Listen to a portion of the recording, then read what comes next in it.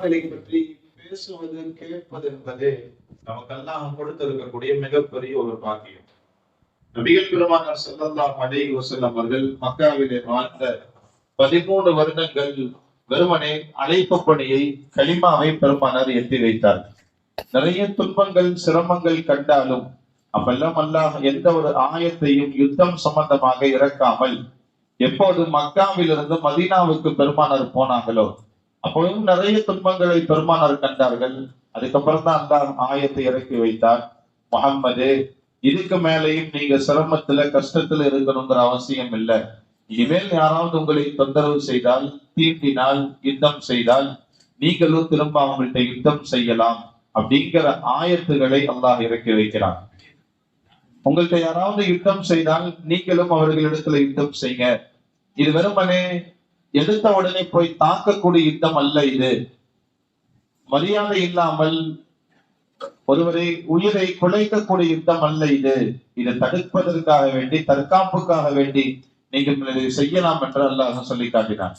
அதனால்தான் பெருமானார் ஸல்லல்லாஹு அலைஹி வஸல்லம் அவர்கள் அந்த சஹாபாக்கள் எல்லாமே கூட்டிட்டு குறைந்த எண்ணிக்கை கொண்ட அந்த 313 சஹாபாக்களை பெருமானார் அபூ சுஃபியானுடைய படை ஷாம்ல இருந்து வருது, எப்படியாவது அந்த படையை தடுக்கணுங்கிற நோக்கத்துல பெருமானார் போனாங்க. நமக்கு தெரியும் பதிலுங்கிறது யுத்தம் நடக்கணுங்கிற நியத்துல பெருமானார் போகல. அபூ சுஃபியான் நிறைய வியாபார பொருளை கொண்டு வராரு. அங்க கொண்டு வந்தாரு அப்படின்னு சொன்னா அதை வச்சு இஸ்லாத்திற்கு எதிரான நிறைய சூழ்ச்சிகள் செய்வதற்கு வாய்ப்பு இருக்கு. எப்படியாவது அதை போய் தடுக்கணும் அப்படிங்கிற அந்த படையை தடுக்கக்கூடிய நோக்கத்துலதான் பெருமானார் ஸல்லல்லாஹு அலைஹி வஸல்லம் அவர்கள் அந்த குறைந்த எண்ணிக்கை கொண்ட சஹாபாக்களை கூட்டிட்டு போறாங்க. அந்த சஹாபாக்கள்ல 313 சஹாபாக்கள்ல 82 பேரும் முஹாஜிரான சஹாபாக்கள், மக்காவில இருந்து மதீனாவுக்கு வந்தவங்க. மதீனா வாசிகள் தான் மற்ற சில சஹாபாக்கள் எல்லாமே அதுல 2 கூட்டமாக பிரிந்திருந்தாங்க. ஒரு 70 சில்லற சஹாபாக்கள் அவுஸ் கூட்டத்தார்களாக இருந்தாங்க. ஒரு 100 சில்லற சஹாபாக்கள் ஹஸ்ரஜ்ங்கிற கூட்டத்தார்களாக இருந்தாங்க. இவங்க எல்லாமே வாகனம் கம்மி, குறைவான எண்ணிக்கை கொண்ட வாகனம், குறைவான படை. பெருமானார் ஸல்லல்லாஹு அலைஹி வஸல்லம் அவர்கள் கூப்பிட்டாங்க. உடனே சஹாபாக்கள்லாம் கிளம்பி தடுக்கிறதுக்காக வேண்டி போனாங்க. ஆனா எதிரிகள் நிறைய படைகளை கொண்டு வந்தாங்க. எதிரிகள்ல இருந்தது ஒரே கபீலா, ஒரே கூட்டத்தார்கள் மட்டும்தான். யாருன்னா பெருமானாருடைய உறவுகளாக இருந்த குறைஷி என்கக்கூடிய கூட்டம் மட்டும்தான் எதிரிகள் பெருமானாரை தாக்க வந்தது. ஆனா இந்த பக்கம் சஹாபாக்களுடைய கூட்டத்தை பார்த்தா அதுல முஸ்லிம்கள்ல மக்காவாசிகளும் இருந்தாங்க, மதீனாவாசிகளும் இருந்தாங்க. நிறைய அவுஸ்ங்கிற கூட்டம், ஹஸ்ரஜ்ங்கிற கூட்டம் போன்ற நிறைய கூட்டத்தார்கள் கபீலாவை சார்ந்தவங்க எல்லாருமே சேர்ந்திருந்தாங்க. அவர்களிடத்துல நிறைய வாகனம், நிறைய ஒட்டகைகளை வைத்திருந்தார். அபூ சுஃபியான் சொன்னாரு, பெருமானார் ஸல்லல்லாஹு அலைஹி வஸல்லம் அவர்கள் வரதை தெரிஞ்சுக்கிட்டு யுத்தம் செய்ய வராங்கன்னு சொல்லிட்டு லம்லமா இப்னு அம்ரில் ரிஃபாரி அப்படிங்கிற ஒரு மனிதரை தகவல் சொல்லி அபூ ஜஹலுக்கு தகவல் சொல்லி அனுப்புறார். அந்த லம்லமா வந்து சேர்றதுக்கு ஒரு 3 நாள் இடைப்பட்ட காலம் ஆகுது.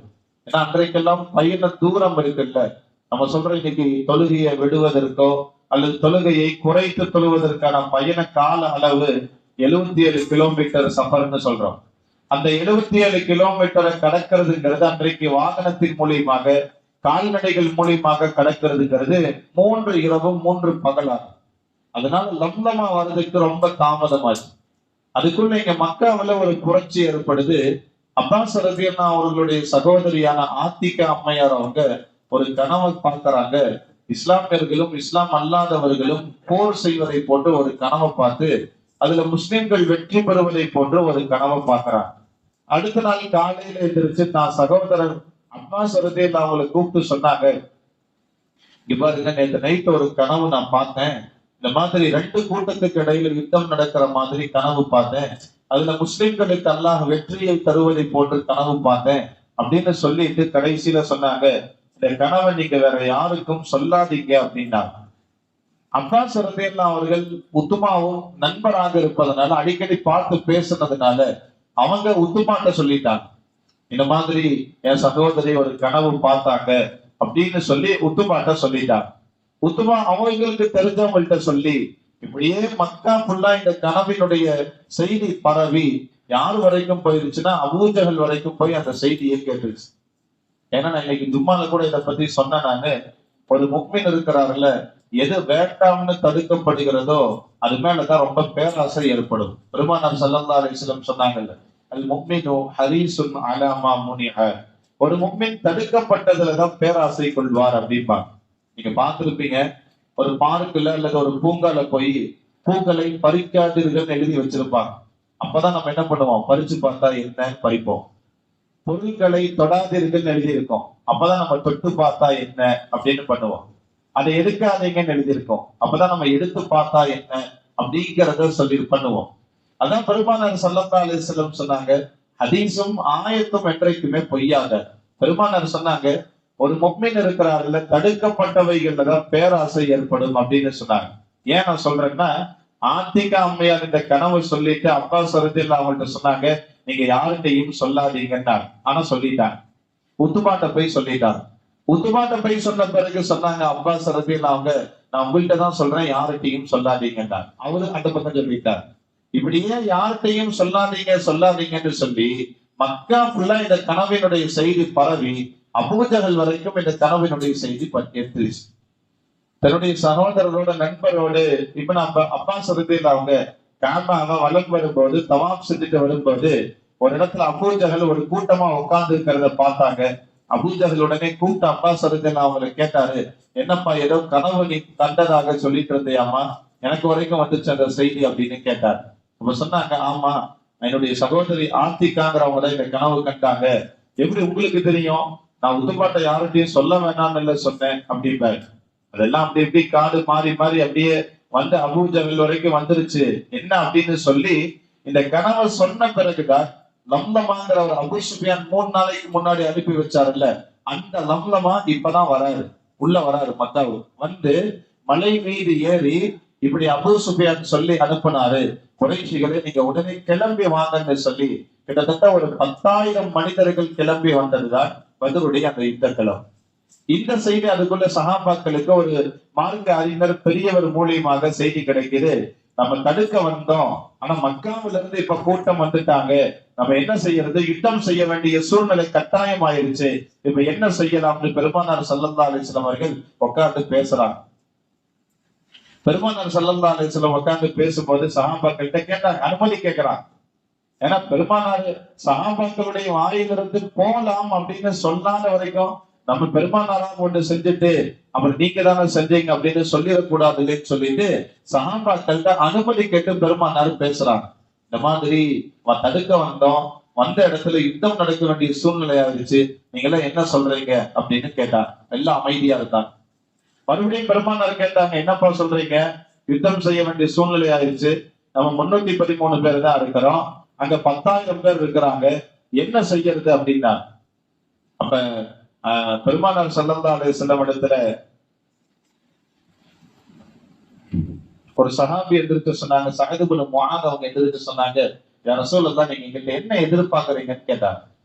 யா ரசூலல்லாஹ் ஒரு ஆறு ஒண்ணு இருக்குது, ஒரு கரை ஒண்ணு இருக்குது, அங்க கை காட்டி எல்லாருமே போய் விழுந்துருங்கன்னு நீங்க சொன்னீங்கன்னா, ஏன் எதுக்குன்னு கேட்காம உடனே போய் நாங்கெல்லாம் விழுந்துருவோம் யா ரசூலல்லாஹ், நீங்க சொன்னதுக்கு நாங்க என்னைக்காவது மாறு செஞ்சிருக்கிறோமா, நீங்க எங்கள்கிட்ட இருந்து என்ன எதிர்பார்க்கறீங்கன்னு கேட்டாங்க. நாங்க மூசா அலைஹிஸ்ஸலாம் கூட்டம் மாதிரி கிடையாது யா ரசூலல்லாஹ். உடனே அபூபக்கர் ரலியல்லாஹு அன்ஹு எந்திரிச்சிட்டாங்க, உமர் ரலியல்லாஹு அன்ஹு எந்திரிச்சிட்டாங்க. யா ரசூலல்லாஹ் நாங்க மூசாவுடைய கூட்டம் மாதிரி கிடையாது. ஏன்னா மூசா அலைஹிஸ்ஸலாம் கூப்பிட்டாங்கல்ல, வாங்க போலாம், ஃபிரௌன்ட்ட போய் நம்ம போரிட்டு பனு இஸ்ராயீல்களை போய் மீட்கலாம் அப்படின்னு கூப்பிட்டப்ப ஒரு மூசா அலைஹிஸ்ஸலாம் கூட்டத்தார்கள் சொன்னாங்க, அந்த வர கூட்ட பத்தாத்திரா, இல்ல நீங்க மட்டும் போங்க, நீங்களும் உங்க அல்லாவும் போய் சண்டை போடுங்கன்னு சொன்னாங்க. நாங்க வரமாட்டோம் நாங்க. அதில் சம்பவிக்கிறது இல்லை. அவங்க சொன்னாங்க, யா ரசூலல்லாஹ் அந்த மூசாவுடைய கூட்டத்தை போன்று நாங்க கிடையாது. அப்படின்னா என்ன அர்த்தம்னா, நீங்க கூப்பிட்டு நாங்கள் வராம போயிட மாட்டோம், நீங்க சொல்லுங்க உடனே வாங்க கிளம்பலாம்னு சொல்லி சஹாபாக்களுடைய அனுமதி பெற்று விட்டுதான் பெருமானார் ஸல்லல்லாஹு அலைஹி வஸல்லம் கிளம்புறாங்க. வாகனம் ரொம்ப குறைவு. பெருமானாரும் ஹதரத் அலி அவர்களும் அபூ லுபாபாங்கிற சஹாபியும் பெருமானார் ஒரே வாகனத்துல 3 பேர் ஏறி பயணிக்கிறாங்க. ஒவ்வொருத்தரும் கொஞ்ச தூரம் நான் வாகனத்தை ஓட்டுறேன், அப்புறம் நீங்க ஓட்டுங்க, அப்புறம் நீங்க ஓட்டுங்கன்னு சொல்லி ஒரு பாரி ஒண்ணு ஒரு தர்த்தீப் பண்ண வச்சுட்டு 3 பேரும் போறாங்க. பெருமானார் இறங்கி வாகனத்தை ஓட்ட வேண்டிய சூழ்நிலை ஏற்படும் போது ரெண்டு சகாபாக்களும் சொன்னாங்க, யார சொல்லலாம், வேண்டாம் யார சொல்லலாம், நீங்க உட்காருங்க மேல, நாங்க ஓட்டுறோம் யார சொல்லலாம், நீங்க ஏன் இறங்குறீங்க அப்படின்னா ரசூல் அழகா சொன்னாங்க, மா அன்துமா பி அக்வா மின்னி வலா அன பி அகனா அனில் அஜ்ரி மின்குமான்னா. இவருங்க சுருங்க சொல்றதா இருந்தா, புரியுற மாதிரி சொல்றதா இருந்தா, என்னை விட நீங்க ரெண்டு பேரும் ஒண்ணும் பலசாலி கிடையாது, உங்களை விட நன்மையில நான் தேவையற்றவனும் கிடையாது. அப்படின்னா என்ன அர்த்தம்னா, ஒரு நன்மையான காரியத்துல நான் தான் முந்தி இருப்பேன், வேண்டாம் எனக்கு அந்த நன்மையில நான் தேவையற்ற இருக்கிற ஆளும் கிடையாது, நீங்க ரெண்டு பேரும் என்னை விட பெரிய பலசாலியும் கிடையாது, அதனால பேசாம உட்காருங்கன்னு சொல்லிட்டு பெருமானார் அந்த வாகனத்தை ஓட்டிட்டு வந்தார். பொதுவாகவே சஹாபாக்கள்டையும் பெருமானார்டையும் ஒரு பழக்கம் என்னன்னா, ஒரு நன்மையான காரியத்துல தான் முன்னாடி இருக்கணும்னு நினைப்பாங்க, முந்தி இருக்கணும் அப்படிம்பாங்க. நான் சொன்ன ஜும்மால கூட ஒருத்தர் இன்னொருத்தருக்கு நம்ம சலாம் சொல்றோம்ல, நம்ம என்ன பண்றோம்னா, அவர் சொல்றாரான்னு பார்க்கலாம் அப்புறம் பதில் சொல்லலாம்ங்கிறோம்.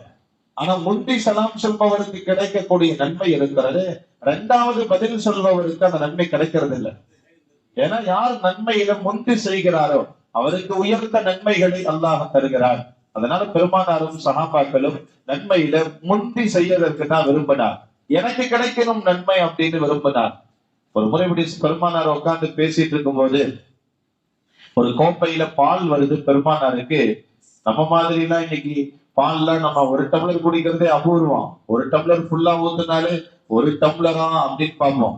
ஆனா பெருமானாருடைய காலத்துல பெருமானாருக்கு குடிச்சது எல்லாமே ஒரு கோப்பையில பால், அதுவும் ஒட்டகம் பால். கோப்பையில பெருமானாருக்கு பால் வருது. பெருமானார் குடிச்சிட்டு தன் சகாபாக்களுக்கு கொடுக்கறதுக்காக வேண்டி, பெருமானாருடைய வழக்கம் என்னன்னா வலது பக்கமாக எல்லாத்தையும் செய்யறதுதான் பெருமானாருடைய சுண்ணத்து வழக்கம். பெருமானார் வலது பக்கம் கொடுக்கறதுக்கு பாக்குறாங்க. அதுல இப்னு அப்பாஸ் ரலியல்லாஹு அவர்கள் சின்ன பையன் உட்கார்ந்து இருக்கிறார். இடது பக்கம் பாக்குறாங்க, அபூபக்கர் ரலியல்லாஹு அவர்கள், உமர் ரலியல்லாஹு போன்ற மார்க்க மேதைகள் இங்க உட்கார்ந்து இருக்கிறாங்க. ரசூலுல்லாஹ் என்னடா வலது பக்கம் சின்ன பையன் உட்கார்ந்து இருக்கிறாரு, என்னடா கொடுக்கலாமா அப்படின்னு சொல்லிட்டு அந்த அவர்கிட்ட கேட்கிறாங்க. இதன் லீ இப்னு அப்பாஸ், எனக்கு நீ அனுமதி கொடுத்தீனா நான் இந்த பக்கம் பெரியவங்களுக்கு கொடுப்பேன்னு சொல்லும் போது அதற்கு இப்னு அப்பாஸ் ரலியல்லாஹு அவர்கள் சொன்னார்கள், யா ரசூலல்லாஹ், என்னுடைய நன்மையை நான் யாருக்கும் விட்டு தர மாட்டேன், எனக்கு கொடுங்க. உங்களுடைய பழக்கம் என்ன, வலது பக்கத்துல கொடுக்கறதானே, நீங்க குடிச்சிட்டு மிச்சம் வச்சிருக்க பரக்கத்து இருக்கு, அது இருக்கு, எனக்கு கிடைக்கணும், எனக்கு கிடைக்க வேண்டியதை நான் யாருக்கும் விட்டு கொடுக்க மாட்டேன்னு சொன்னார். ஏன்னா அந்த அளவுக்கு நன்மையில போட்டி போடக்கூடியவர்களாக சஹாபாக்களை பெருமானார் வளர்த்தார்கள். அப்படியே போறாங்க. அல்லாஹ் ஜல்ல பெருமானார் ஸல்லல்லாஹு அலைஹி வஸல்லம் அவர்களுக்கு பதில்ல நிறைய உதவிகளை அல்லாஹ் செய்தான்னு கேள்விப்பட்டிருப்போம். சஹாபாக்கள் சஃப்ல நின்ன உடனே நிம்மதியாக தூங்கினாங்க. நல்ல தூக்கத்தை அல்லாஹ் கொடுத்தார். யாராவது ஒருத்தருக்கு வீட்டுக்கு வெளியில நமக்கு இன்னைக்கு ஒரு திருடனோ அல்லது கடன்காரனோ வேற யாராவது வந்து நிக்கிறாங்க, கதவு தட்டுறாங்கன்னா தூக்கம் வராது விடிய விடிய. ஆனா எதிரிகள் முன்னாடி நிக்கிறாங்க போது சஹாபாக்கள் வாழை பிடிச்சிட்டு நல்ல நிம்மதியாக தூங்கினாங்கன்னா அது அல்லாஹ்வுடைய நியாமத்து அருட்கொடை, அல்லாஹ்வுடைய அற்புதத்தை அல்லாஹ் காட்டினார். நல்ல தூக்கத்தை கொடுத்தான். சாதகமாக இல்லாத இடத்தை, சஹாபாக்கள் தங்கி இருந்த இடம் நடக்க கூட சக்தி பெறாத ஒரு பாலைவனமாக இருந்துச்சு. ரொம்ப கஷ்டப்பட்டு நடக்கணும். எதிரிகள் தங்கி இருந்த இடம் தண்ணீர் ஓரளவுக்கு இருந்த நல்ல இடமாக இருந்துச்சு. ஆனா ஒரே மலைதான் அல்லாஹ் ரெண்டு பேருக்குமே மாத்தி கொடுத்தான். சஹாபாக்களுக்கு அந்த இடத்தை, அந்த மலையை சாதகமாக இடத்தை மாத்தி கொடுத்தான். எதிரிகளுக்கு அந்த மலையின் மூலமாக இடத்தை பாதகமாக மாத்தி கொடுக்கிறான். அப்படியே மாத்திட்டான் அல்லாஹ். இதுவும் அல்லாஹ் கொடுத்த அருட்கொடைகள்.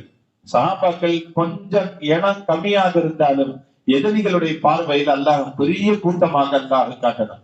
ஒரு 313 பேர் இப்படி நிக்க வச்சு பார்த்தா இதனோடு தெரிந்த அந்த கூட்டத்தை எதிரிகள் 10,000 பேர் நின்று பார்க்கும்போது 10,000க்கு மேல இருக்கிற மாதிரி அல்லாஹ் பெரிய கூட்டம் நம்ம நிக்கிற மாதிரி அல்லாஹ் அருட்கொடையாக காட்டினான். சஹாபாக்களுக்கு அல்லாஹ் ஜல்ல ஷஅனஹு தஆலா அந்த யுத்தத்துல செய்த அருட்கொடையை பற்றி குர்ஆன் பேசும் பொழுது அல்லாஹ் சொல்லுவார், மலக்குமார்களை 3000 5000 மலக்குமார்களை அந்த யுத்தத்துல இறக்குனதாக அல்லாஹ் சொல்லுவான். இன்னைக்கும் ஜபலுர் ரஹ்மா அப்படின்னு சொல்லக்கூடிய பத்ருங்கிற இடத்துல ஒரு மலை இருக்கு. அந்த மலக்குமார்கள் இறங்கின அன்னைக்கு யுத்தத்துல இறங்கின அந்த மலை அப்படியே இருக்கு. இன்னைக்கும் ஹஜ்ஜுக்கு போனவங்க, உம்ராவுக்கு போனவங்க அங்கெல்லாம் போய் பார்த்திருக்கலாம். மலக்குமார்களை அல்லாஹ் இறக்கி வைத்தான். சஹாபாக்கள் சொல்லுவாங்கல்ல ஹதீஸ்ல, நாங்க வெட்டுறதுக்காக வேண்டி வாழை ஓங்கி பக்கத்துல போவோம், திடீர்னு கீழே விழுந்துருவாரு, யாரு வெட்டினானே தெரியாது. ரசூலுல்லாஹ் சொல்லுவாங்க, யாரும் இல்ல, ஜிப்ரீல் அலைஹிஸ்ஸலாம் போன்ற மலக்குமார்கள் தான் வந்திருக்காங்க, அதுவும் வெள்ளை தலப்பா கட்டி வந்திருக்காங்க, அவங்கதான் வெட்டி இருக்கிறாங்க அப்படின்னு பெருமானார் ஸல்லல்லாஹு அலைஹி வஸல்லம் அவர்கள் சொன்னாங்க. இன்னொரு பெரிய அருட்கொடை என்னன்னா, பெருமானார் ஸல்லல்லாஹு அலைஹி வஸல்லம் அவர்கள் ஒரு இடத்தை குறிப்பிட்டு, ஒரு மனிதனுடைய பெயரை குறிப்பிட்டு, இவர் இந்த இடத்துலதான் மௌத்தா போவாருங்கிறத பெருமானார் குறிப்பிட்டு சொன்னாங்க. நம்ம கூட யார் எங்க மௌத்தா போவோங்கிறது தெரியவே தெரியாது நமக்கு.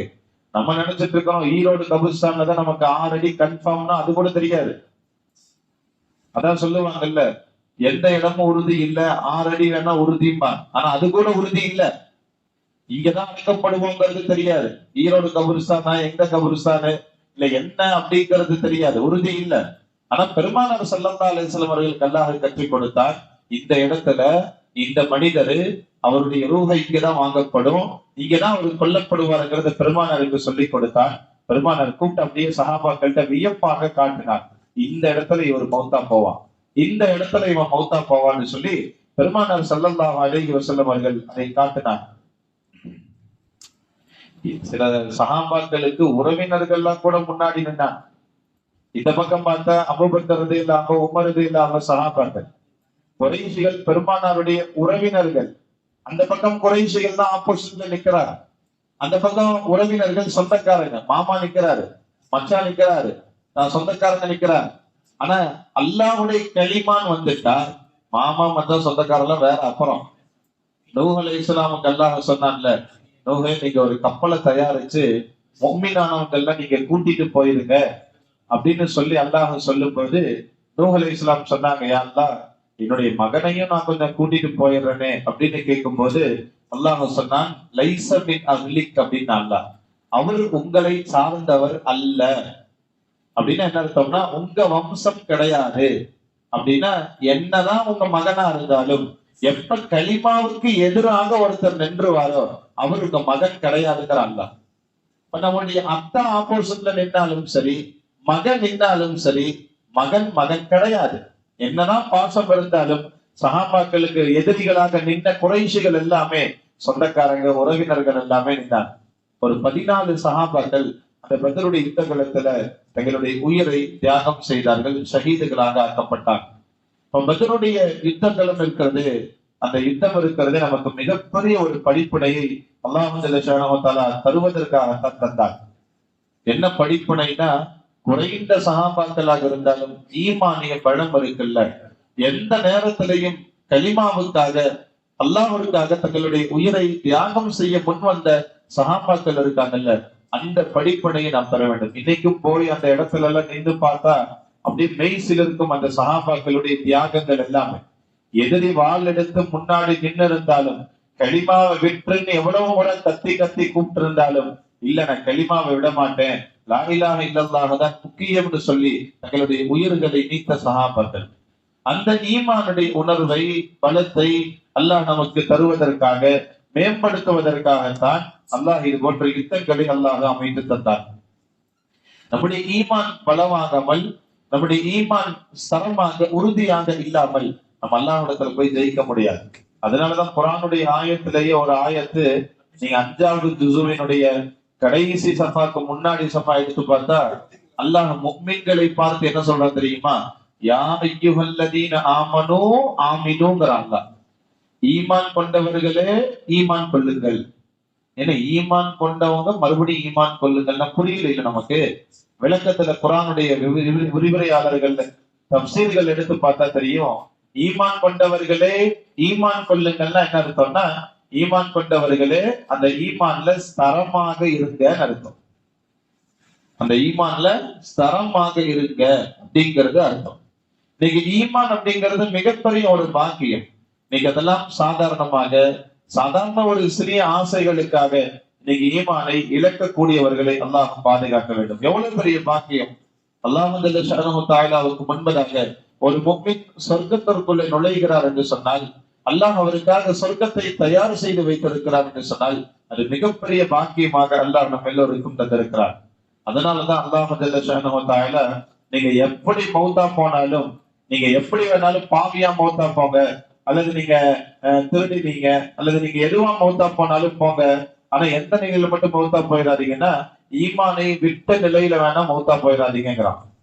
பல தமூத்துன்னா இல்லா வாழ்த்து முஸ்லிமோன். நீங்க தப்பு செஞ்சு கூட மௌத்தா போங்க, அதை பத்தி பிரச்சனை இல்லை.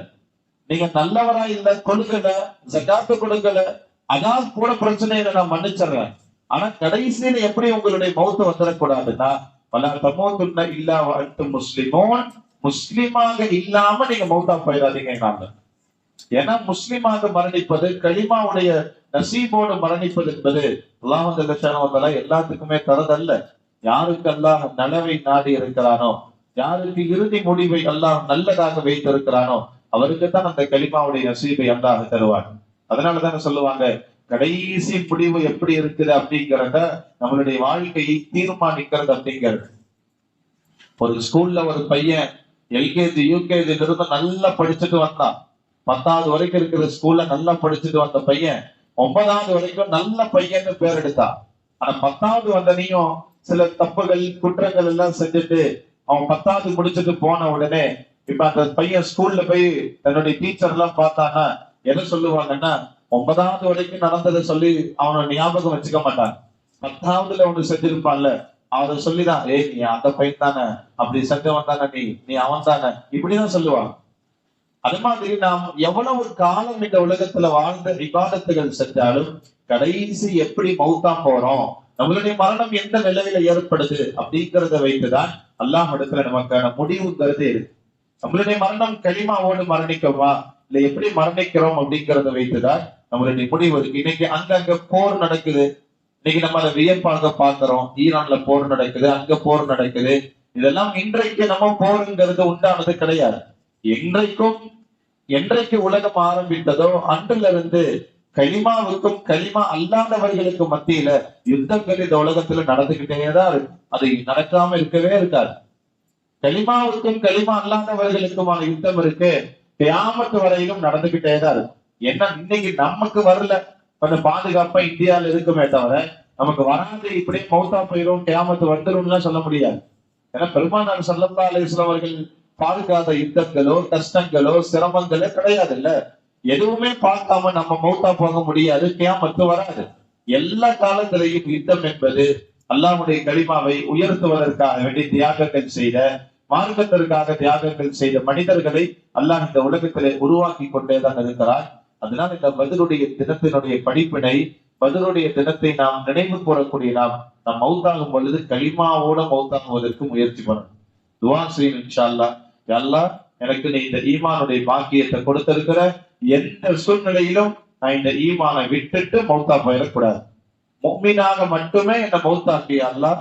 குறிப்பாக நான் மரணிக்கும் பொழுது லா இலாஹ இல்லல்லாஹ் முஹம்மது ரசூலுல்லாஹ் என்ற கலிமாவோடு மரணிப்பதற்கு நீ தௌஃபீக் செய்ய அல்லாஹ்விடத்துல நிறைய நாம் துவா செய்து கொண்டே இருக்க வேண்டும். அல்லாஹ் ஜல்லல்லாஹு தஆலா இது போன்ற சிறப்புக்குரிய இரவுகள் நாட்களுடைய பரக்கத்தினால் அல்லாஹ் நமக்கு கலிமாவுடைய நசீபை அல்லாஹ் தந்தருள்வானாக. நம்முடைய குடும்பத்தில் நம்முடைய உறவுகளில் ஏற்பட்டிருக்கக்கூடிய நோய் நொடிகளை அல்லாஹ் பரிபூர்ணமாக அல்லாஹ் ஷிஃபாவாக்குவானாக. உடல் ஆஃபியத்தை ஆரோக்கியத்தை அல்லாஹ் நம் எல்லோருக்கும் தந்து மிஞ்சி இருக்கக்கூடிய ரமலானுடைய காலங்களை நல்ல முறையிலே கழிப்பதற்கும் இபாதத்துகள் செய்வதற்கும் அல்லாஹ் தௌஃபீக் செய்வானாக. இன்னும் அல்லாஹ் ஜல்லல்லாஹு தஆலா இந்த பத்ருடைய தினத்தினுடைய பரக்கத்தினாலும் ரமதானுடைய பரக்கத்தினாலும் இஸ்லாமியர்களை பொருளாதாரத்திலே அல்லாஹ் உயர்த்தி வைப்பானாக. பெரும் பெரும் நிறுவனங்களை வகிக்கக்கூடியவர்களாக அல்லாஹ் ஆக்குவானாக. யாரெல்லாம் பொருளாதாரத்தில் நலிந்திருக்கிறார்களோ அவர்களுக்கு பொருளாதாரத்திலும் குடும்பத்திலும் அல்லாஹ் பரக்கத்து செய்வானாக. யாரெல்லாம் குடும்பத்தில் சண்டைகள் சச்சரவுகள் இருந்து கஷ்டப்படுகிறார்களோ அவர்களுக்கு மன நிம்மதியையும் சந்தோஷத்தையும் அல்லாஹ் தந்தருள்வானாக. யாரெல்லாம் உடல் ஆபியத் இல்லாமல் ஆரோக்கியம் இல்லாமல் நோயினால் சிரமப்படுகிறார்களோ அவர்களுக்கு பரிபூர்ண ஷிஃபாவை அல்லாஹ் தந்தருள்வானாக. யாரெல்லாம் சொந்த இல்லம் இல்லாமல் இருக்கிறார்களோ அவர்களுக்கு விரைவாக சொந்த இல்லத்தை அல்லாஹ் தந்து சந்தோஷமான வாழ்க்கை அல்லாஹ் தந்தருள்வானாக. யாரெல்லாம் திருமணமாகி குழந்தை பாக்கியம் இல்லாமல் இருக்கிறார்களோ அவர்களுக்கு அல்லாஹ் விரைவாக தன்னுடைய புறத்திலிருந்து குழந்தை பாக்கியத்தை அல்லாஹ் தந்தருள்வானாக என்று துஆ செய்ய நாம் கடமைப்பட்டிருக்கிறோம். அல்லாஹ் எதை பேசினோமோ அதை அமல் செய்வதற்கு அல்லாஹ் தௌஃபீக் செய்வானாக. வாஹிரு தஅவானா அனில் ஹம்துலில்லாஹி ரப்பில் ஆலமீன். அஸ்ஸலாமு அலைக்கும் வரஹ்மத்துல்லாஹி வபரகாத்துஹு.